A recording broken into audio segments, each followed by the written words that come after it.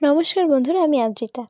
তো বন্ধুরা দেখো, আমরা এখানে খাওয়া দাওয়া করছি। চিংড়ি পিঠা, তারপরে একটা ভর্তা, খাসির মাংস, আরও কত কিছু। মানে অনেক ভরপুর খাবার খেয়েছি। তারপরে মাছ, পিসিমণিদের বাসায় ছিলাম, অনেক খাবার খেয়েছি তখন। তো আমরা এখন খাওয়া দাওয়া শেষ করলাম। এই যে সবাই খেতে বসেছে, আদিত্য, স্বচ্ছদাদা, স্নিগ্ধ, সবাই। তারপরে খাইলাম একটু কোক খেয়ে রেডি হয়ে বেরিয়ে পড়লাম ঘোরার জন্য। কক্ষে একটু রেস্ট নিয়েছিলাম, তারপরে রেডি হয়ে বেরিয়ে পড়লাম ঘোরার জন্য। তো এই যে আমরা যাচ্ছি মাছু আজকে। তো এই দেখো, মানে দৃশ্যটা কি সুন্দর ছিল, ভিউটা। এই জায়গাটা অনেক সুন্দর। এভাবে আস্তে আস্তে করতে করতে চলে গেলাম মাছুয়ার সেই পথে। দেখো, আদিত্য বসেছে কিন্তু সামনে, আর আমি, মা, পিসিমণি, স্নিগ্ধ সবাই পিছনে বসেছিলাম। আর স্বচ্ছতা হচ্ছে কি আসেনি আমাদের সাথে। এই যে এখানে একটা মাচার মতন করা আছে, এখানে আমরা উঠেছিলাম। তো অনেক লোক ছিল, ওঠার জন্য একটু অনেক ভিড় থাকে ওখানে। একটা দোলনা ছিল এই সাইডে। তারপরে হচ্ছে গিয়ে দেখো নদীর সাইডটা কি সুন্দর। আর দোলনার ওখানে একটা পার্সোনাল বাজাবাজি লেগেছিল, আমাদের সাথে না, অন্য কারোর সাথে, তা আমি আর বলবো না।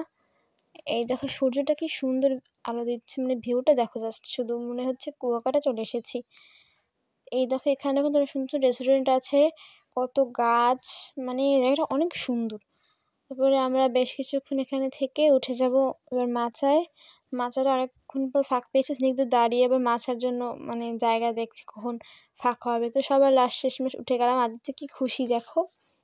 এই দেখো নিচ থেকে কেমন লাগছে, উপর থেকে নিচটাকে। এই যে সবাই এখানে বসেছিলাম, দেখো উপরটা একদম পুরো গোল পাতা থেকে, একদম এটা প্রাকৃতিক কি পাতা, একদম ন্যাচারাল।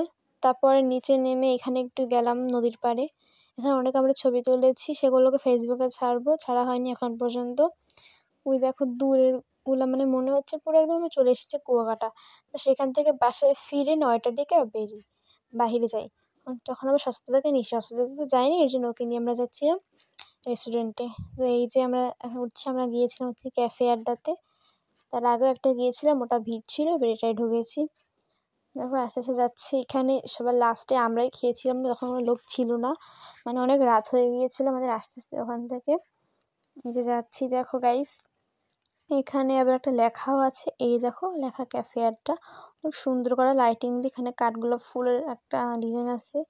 এই যে ঢুকে গেলাম, দেখো ভিতরটা কি সুন্দর, খেলার জায়গা আছে। তারপরে হচ্ছে এই যে 2-1জন লোক ছিল, তারপরে কোনো লোকই ছিল না, অনেক সুন্দর ডেকোরেশন ভিতরটা। এই যে আমি এবার একটু দোল খাচ্ছিলাম, ওই যে এটাকে কী বলে আমি জানি না। আদিত্য আবার ঘষা খাচ্ছে। এখানে আবার একটা ডিজাইন করা আছে, জন্মদিন, তারপরে বিয়ে, সব রকম অনুষ্ঠান হয়। এই যে স্বচ্ছতা আবার ভিডিও করতে করতে আমি পার্সোনাল রুমে বসেছিলাম। এই যে আমি এবার এখানে একটা হসকা খেলাম, বেশ মজাই করেছি। তারপরে এই যে খসা খাচ্ছিলাম। তারপরে আমরা খাবার অর্ডার দিয়েছিলাম, এই যে চিকেন ফ্রাই এখানে চলে এসেছে অলরেডি।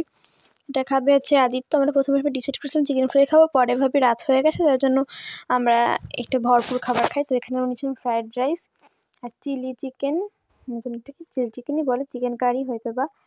তার সাথে চিকেন ফ্রাই খেয়েছিল আদিত্য, সাথে একটা সবজির একটা স্যুপ ছিল, সেটাও বেশ মজা ছিল।